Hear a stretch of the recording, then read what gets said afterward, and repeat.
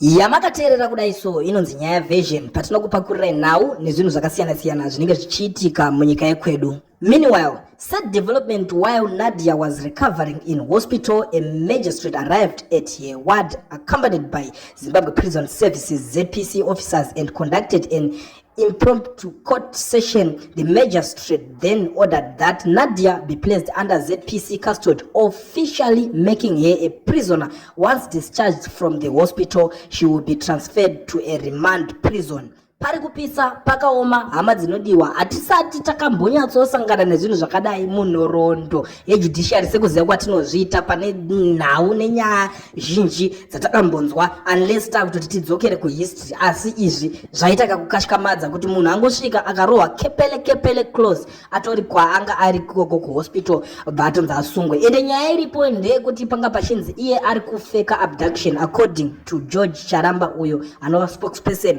wapresident Emerson Mnangagwa. Saka nhasi nyaya yacho kwayave iko zvino zvakungoreva kuti mwanasikana uyu atove musungwa achingobva pahospital bed ipapo akutonanga kutoenda kujeri. Ndo nyaya iri panapa yamhuri yeZimbabwe yatiri kusangana nayo, iri kutaurwa nyaya yaNadia uyo ari kungonzi akambenge akaabductwa. Unoziva kuti nyaya yekuabductwa iya yacho manje yakuchinetsa kuti tichinyatsoinzwisisa kuti zvakanyatsofamba sei, chii chaizvo zvakanyatsokuitika. Tiri pakati pekuda kutiraya kunzwisisa kuti zvii zvakaitika, tabva tangoona munhu akutonzi akutongosungwa akutoenda kunovharirwa. Zvakaoma vedu weye, zvinosiririsa. Ende kana nyaya yakadai taakuinzwa zvichiramba zvichingodai so hatizive kuti tinenge tichienda kupi senyika. Asi tinongoti mhuri yeZimbabwe zvinhu zvinoitika munyika hazvipere. Asiwo zvakakosha kuti isusu tigare tichingokuzivisa izvo zvinenge zviripo. So ndo zvaitwa kuna Nadia izvozvo zvekuti angweri kana angosvikirwa ikoko naMagistrate